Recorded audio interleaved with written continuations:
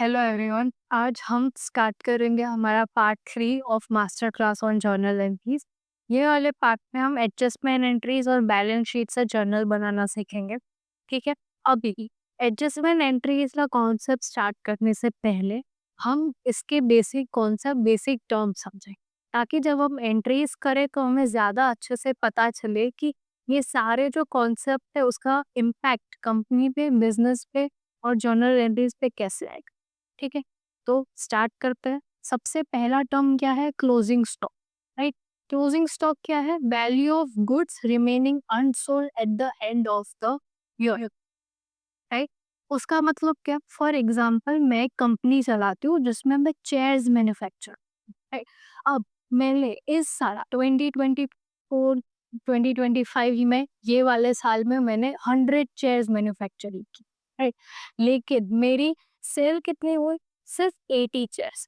तो बाकी की जो 20 चेयर्स है वो मेरे लिए क्या होगा? Closing stock. क्यों? बिकॉज वो अनसोल्ड रही।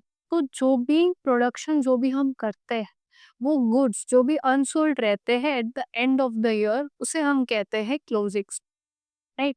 अब नेक्स्ट टर्म समझते हैं। नेक्स्ट टर्म है closing in value of raw materials remaining unconsume at the end of the year.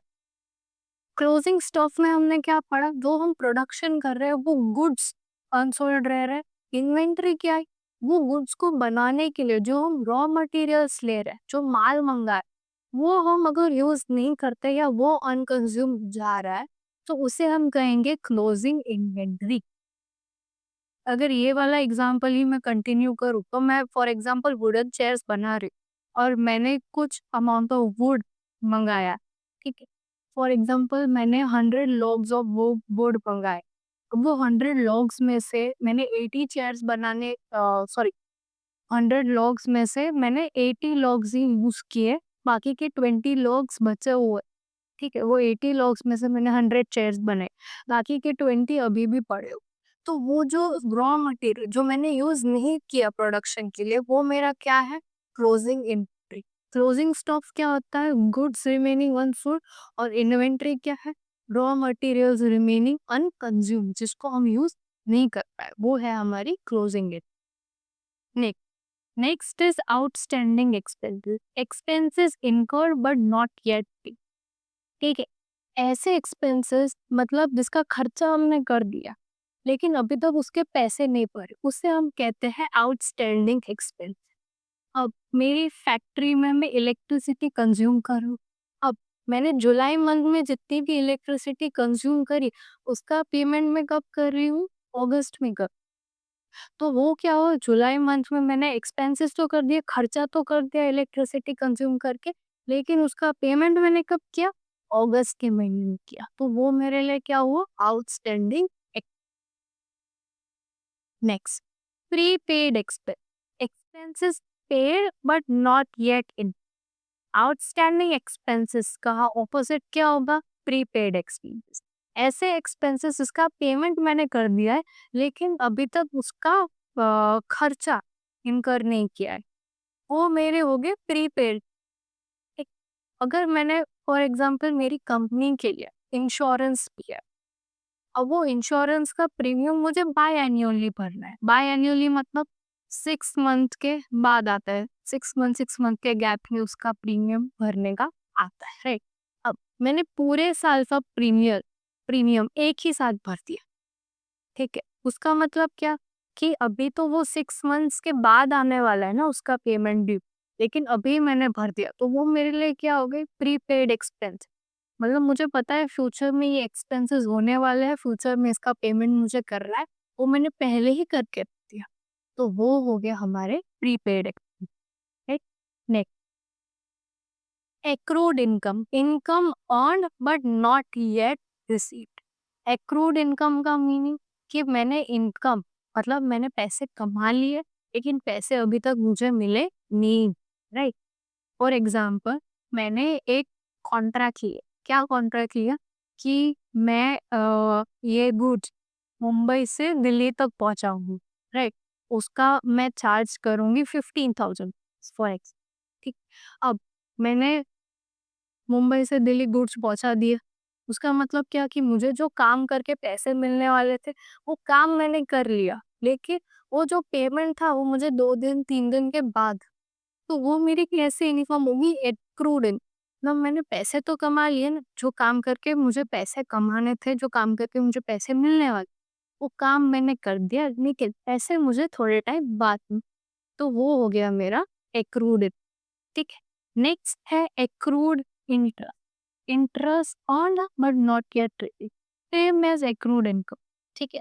मैंने कोई इन्वेस्टमेंट की, उसमें मुझे इंटरेस्ट कुछ आया, अब वो इंटरेस्ट मैंने अर्न कर लिया है, बट अभी तक मुझे रिसीव नहीं हुआ है, तो वो मेरा होगा accrued interest, right? Next, income received in funds, amount received but is yet to be earn, ठीक है? मतलब अमाउंट मुझे मिल गई, लेकिन अभी तक मैंने अर्न नहीं की। अब ये जो सेम एग्जांपल हमने यूज किया था, एक्रूड इनकम, अगर वही मैं बोलूँ कि मुझे मुंबई से दिल्ली गुड्स भेजने हैं, ठीक है, जिसके मुझे 15,000 मिलने वाले थे, ठीक है, अब उन्होंने मुझे पहले ही पैसे दे दिए, अभी तक मैंने मुंबई से दिल्ली वो गुड्स ट्रांसपोर्ट नहीं किए, बट मुझे इनकम, वो पेमेंट पहले ही मिल गया, तो वो मेरे लिए क्या हुआ? Income received in advance. अभी तक गुड्स पहुंचाने बाकी है, लेकिन पैसे मिल चुके हैं, right? That is our income received in ad. Next, depreciation, cost of fixed asset written off over estimated useful life। depreciation क्या होता है? ठीक है, हम जो fixed assets wear and tear मतलब किसारा, या तो चेंज इन टेक्नोलॉजी होती है, कोई टेक्नोलॉजी चेंज होती है, उसको ध्यान में रखते हुए हम हर साल हमारे जो भी फिक्स एसेट मतलब land, building, plant, machinery, land पे कभी भी डेप्रिसिएशन नहीं लगता, लेकिन बाकी जो फिक्स एसेट है जैसे प्लांट एंड मशीनरी, उसमें हम हर साल एक फिक्स अमाउंट राइट ऑफ करते हैं, ठीक है? वो होता है हमारा डेप्रिसिएशन, जो हम क्यों करते हैं? नॉर्मल वेर एंड टेयर और चेंज इन टेक्नोलॉजी को ध्यान में रखते हैं कि इसमें क्या लिखा है? ओवर एस्टिमेटेड यूजफुल लाइफ, उसका मतलब क्या? कोई भी फिक्स एसेट वो उसकी एक एस्टिमेटेड यूजफुल लाइफ लेगी। मैंने एक मशीनरी मेरे कंपनी में इंस्टॉल करवाई, अब उसकी यूजफुल लाइफ 5 इयर्स, तो वो मैं अमाउंट राइट ऑफ कब तक करूंगी? 5 इयर्स तक ही करूंगी। 5 इयर्स के बाद वो क्या हो जाएगा? मेरे लिए स्क्रैप हो जाएगा, भंगार हो जाएगा, राइट? सो ये ध्यान में रखना है कि क्या, कि it is a cost of fixed asset written off over a estimated useful life, उसकी जो एस्टिमेटेड यूजफुल लाइफ है उसके लिए, राइट? राइट। ला, amortization, cost of intangible assets written off over estimated useful life। Depreciation में हम किसका amount write of करते हैं? फिक्स एसेट का, ठीक है। अमोर्टाइजेशन में किसका अमाउंट राइट ऑफ करेंगे? इंटेंजिबल एसेट्स का। इंटेंजिबल एसेट्स कैसे होते हैं? Which can not be see. Intangible assets के एग्जांपल्स क्या क्या हो गए? गुडविल, ट्रेडमार्क, पेटेंट्स, कॉपीराइट्स, ये सारे क्या है मेरे लिए? मेरे इंटेंजिबल एसेट्स। अब इस इंटेंजिबल एसेट्स की वैल्यू में से हर साल जो हम राइट ऑफ करते हैं, उसे हम बोलते हैं अमोर्टाइजेशन। इसमें भी सेम कॉन्सेप्ट है, over a estimated useful life, ठीक है। फॉर एग्जाम्पल एक पेटेंट खरीदा है हमने, ठीक है, वो पेटेंट 5 लाख, और उसका यूजफुल लाइफ वो कितने साल तक वैलिड है? 5 इयर्स तक। तो अब उसमें से जो भी मुझे राइट ऑफ करनी है, तो वो मैं 5 इयर्स तक ही कर पाऊंगी, क्योंकि उसके बाद वो मेरा नील हो जाएगा, ठीक है। सो दैट इज कॉल्ड मोटाइजेशन, ठीक है, writing of amount in intangible assets over it's useful estimated life, right. अब ये सारे टर्म्स हमने समझ लिया, अब हम स्टार्ट करेंगे इसका एक practical exam.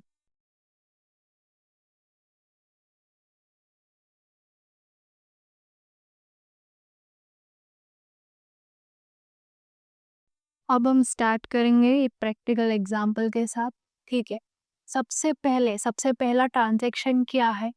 Interest due but not receive, amount क्या दी हुई है? 5,000 रुपीज। अब जो भी हमारी एक्रूड इनकम है या एक्रूड इंटरेस्ट, वो कंपनी के लिए क्या होता है? एसेट होता है, ठीक है। अब वो कंपनी के लिए एसेट है, इसीलिए उसे हम क्या करेंगे? डेबिट करेंगे यहाँ, राइट। सो एंट्री क्या आएगी? Interest accrued in due account debit to interest account credit 5। Ultimately ये एक्रूड इंटरेस्ट है, वो कौन से अकाउंट का पार्ट होने वाला है? इंटरेस्ट अकाउंट का पार्ट होने वाला है। इसीलिए यहाँ पे हम इंटरेस्ट अकाउंट को क्रेडिट कर, और अमाउंट क्या आएगी? 5005, right? Being interest due but not receive. Okay, अब नेक्स्ट ट्रांजेक्शन में क्या बोला है कि 30 मार्च 2025 पे हमारा ईयर खत्म हो जाता है, ठीक। अब तब जो हमें इंटरेस्ट मिला था ना, उसमें हमें 3000 वो इंटरेस्ट भी मिल गया था जो हमें 30 जून 2025 को मिलने वाला था। उसका मतलब क्या? ये भी एक्रूड इंटरेस्ट का कॉन्सेप्ट हुआ, राइट? सो इसकी एंट्री क्या आएगी? Same, interest accrued but not due, क्योंकि तब ड्यू नहीं था ना।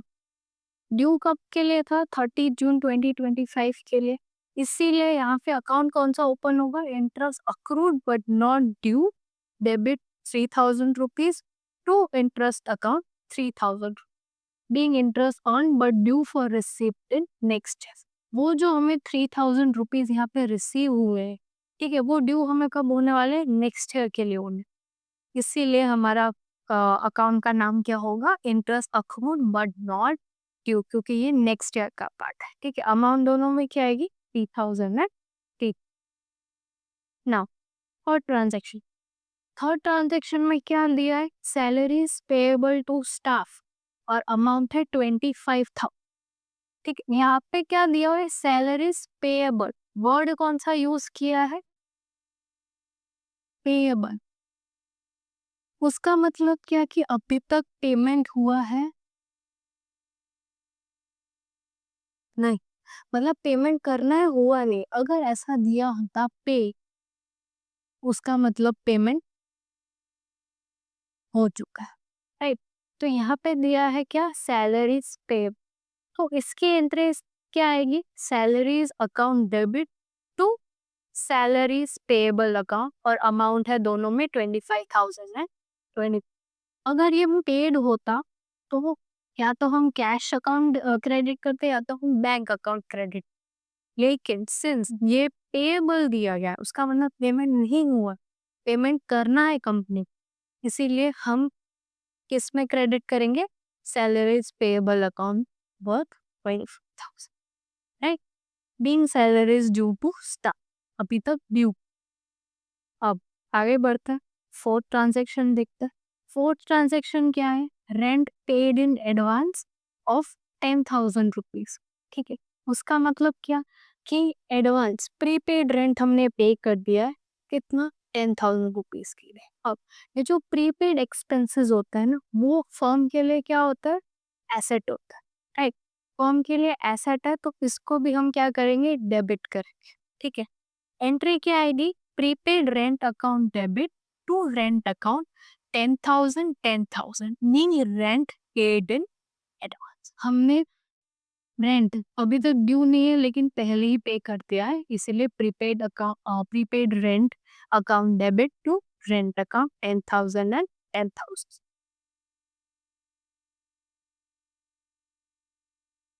नेक्स्ट ट्रांजैक्शन देता है। नेक्स्ट ट्रांजैक्शन में क्या है कि फर्नीचर पे 10% डेप्रिसिएशन चार्ज कर, एक। अब डेप्रिसिएशन हमारे लिए क्या है? नॉन कैश एक्सपेंस, ठीक है, तो उसको हम हमेशा डेबिट करेंगे, राइट? और जो फिक्स एसेट में हम डेप्रिसिएशन चार्ज कर रहे हैं, उसको हम क्रेडिट कर, ठीक है। तो एंट्री समझ लेते हैं। पहले एंट्री आएगी depreciation account debit to furniture account credit. अब डेप्रिसिएशन का अमाउंट कैसा आएगा वो समझ लेते हैं। तो 10% डेप्रिसिएशन चार्ज होना है, और एसेट की वैल्यू क्या है? 50,000 रुपीज, ठीक है। तो 50,000 का 10% is 5,000 which is own depreciation. तो अमाउंट क्या आएगी दोनों में? 5,005, right? Being depreciation provided on furniture, depreciation किस पे दे रहे हैं? फर्नीचर। अब नेक्स्ट एंट्री देखते हैं। नेक्स्ट एंट्री में क्या है कि गुड परचेज किया है हमने, ठीक है, जो हम किसके लिए, किसके इंस्टॉलेशन के या किसके इम्प्रूवमेंट के लिए यूज कर रहे हैं? फर्नीचर के इम्प्रूवमेंट के लिए यूज कर रहे हैं, राइट? अब वो गुड की सेल प्राइस दी गई है 2,000 रुपीज, लेकिन कॉस्ट हमें कितने का पड़ा है? 1,500 रुपीज का। तो हम यहाँ पे कॉस्ट कंसिडर ही करेंगे। अब ये जो परचेज हमने किया है वो किसके रिलेशन में किया है? फर्नीचर के रिलेशन में किया है। तो इसकी एंट्री क्या आएगी? Furniture account debit to purchases account credit. और अमाउंट क्या आएगा? कॉस्ट। सेल प्राइस नहीं है, कॉस्ट। कॉस्ट क्या था? 1500। 1500 being goods costing 1500 used in making furniture. जो भी हमने गुड्स खरीदे वो हमने किसके लिए यूज किए? फर्नीचर बनाने के लिए, राइट। एंट्री क्या होगी वापस से? Furniture account debit to purchases account 1500 है, 50, राइट। अब नेक्स्ट ट्रांजेक्शन देता है। नेक्स्ट ट्रांजेक्शन क्या है कि हमें कमीशन मिलने वाला है। ठीक है, कमीशन कितने का मिला है? 10,000 का मिला है थ्रू चेक। ठीक है, इसमें हाफ है वो एडवांस में मिल गया है। ठीक है, उसका मतलब 10,000 का हाफ क्या होगा यहाँ पे? 5,000। 5,000 रुपीज हमें एडवांस में कमीशन दे दिया, मतलब अभी वो ड्यू नहीं था, कुछ टाइम के बाद ड्यू था, लेकिन हमें अभी नहीं किया। ठीक है, तो इसकी एंट्री क्या आएगी? Commission received account debit to commission received in advance account. ठीक है, यहाँ पे जो कमीशन हमें एडवांस में मिल गया ना, जो वो हमारे लिए एक लाइबिलिटी है। तो लाइबिलिटी है, इसीलिए वो क्या होगी? क्रेडिट होगी, right. So commission received account debit 5,000 to commission received in advance account 5। Being commission received in advance adjust. हमें 10,000 कमीशन मिला था जिसमें से 5,000 ही एडवांस था, बाकी का तो जो 5,000 था वो ड्यू था। इसलिए यहाँ पे हमने एंट्री कौन से अमाउंट में पास की है? 5,000, 10,000 का हाफ। ठीक है, ये अभी हमने एडजस्टमेंट एंट्री सारी सीख ली है। ये प्रैक्टिकल सम हमने एडजस्टमेंट एंट्रीज का कर है। अब हम आगे नेक्स्ट सम्स देखेंगे।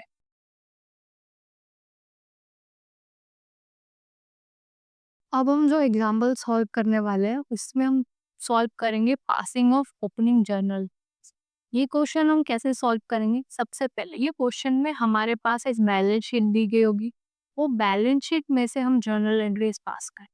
अब हमने एक अकाउंटिंग इक्वेशन सीखा था, वो अकाउंटिंग इक्वेशन क्या था? That assets is equal to capital plus life. उसका मतलब क्या? कि अगर मेरे एसेट्स 5 लाख के हैं तो मेरे कैपिटल लायबिलिटीज की कंबाइंड वैल्यू भी कितनी होनी चाहिए? 5 लाख रुपीज होनी चाहिए, राइट। तो यही इक्वेशन को फॉलो करके हम जर्नल एंट्रीज पास करेंगे। जो भी हमारे एसेट्स है वो सारे क्या हो गए? डेबिट हो गए। और जो कैपिटल प्लस लायबिलिटीज है वो क्रेडिट हो। ठीक है, इसमें से हम मिसिंग वैल्यूज, मिसिंग फिगर्स भी निकाल सकते हैं क्योंकि हमारे पास इक्वेशन है तो हमें पता है। फॉर एग्जाम्पल, अगर एसेट्स 5 लाख रुपीज है और लायबिलिटीज 3 लाख रुपीज है, तो सिंपल सा इक्वेशन सॉल्व करके हमें पता चल जाएगा कि कैपिटल हमारा 2 लाख रुपीज है। तो इस अकाउंटिंग इक्वेशन के साथ हम मिसिंग इंफॉर्मेशन भी फाइंड कर सकते हैं। अब क्वेश्चन पे आता है। क्वेश्चन में आपको दिया क्या गया है? बैलेंस शीट दी गई है। अब सारे एसेट्स डेबिट करेंगे तो हम वन बाय वन सारे एसेट्स को इंडिविजुअली डेबिट करेंगे। अब क्रेडिट में सबसे पहले कैपिटल अकाउंट क्रेडिट होगा, फिर इंडिविजुअली सारे कौन से अकाउंट क्रेडिट होंगे? Liabilities account credit. ठीक है, तो स्टार्ट करते हैं। सबसे पहला एसेट कौन सा है? Land and building account debit 1,10,000 rupees, right. उसके बाद है computers account debit 20,000 rupees, right. Then furnitures and fixtures debit 10,000 rupees. Sundry debtors भी हमारे एसेट्स में का पार्ट है, वो है 20,000 rupees. Then inventory account 70,000 rupees, cash account is 5,000 and bank account is 20। ये सारे एसेट्स के कंपोनेंट्स हमने इंडिविजुअली डेबिट कर दिया। अब हम लायबिलिटीज को करते हैं। ठीक है, लायबिलिटीज में सबसे पहले कैपिटल। कैपिटल कितना है? 1 लाख रुपीज। तो capital account 1 lakh rupees. Then bank loan है तो bank loan account 50,000 rupees. To sundry creditors 90,000 rupees. To bills payable 10,000 rupees and to outstanding expenses 10,000। ठीक है, अब हमने लायबिलिटीज को भी इंडिविजुअली क्रेडिट कर दिया। अब हम चेक कर लेंगे कि ये डेबिट और क्रेडिट सेम आया है कि नहीं, राइट। सो 1,10,000 इसको हम ऐड करते हैं यहाँ पे, देखते हैं कि क्या वैल्यू आ रही है। 1,10,000 प्लस 21 130, ठीक है। उसमें फिर ये हमारा है 1 लाख हो रहा है और ये हमारा 30,000 का, मतलब इसका हमारा आंसर जो है 2,60,000 आ रहा है। ये एसेट्स 2,60,000 आ रहा है। अब लाइबिलिटीज करके देख लेते हैं। 150,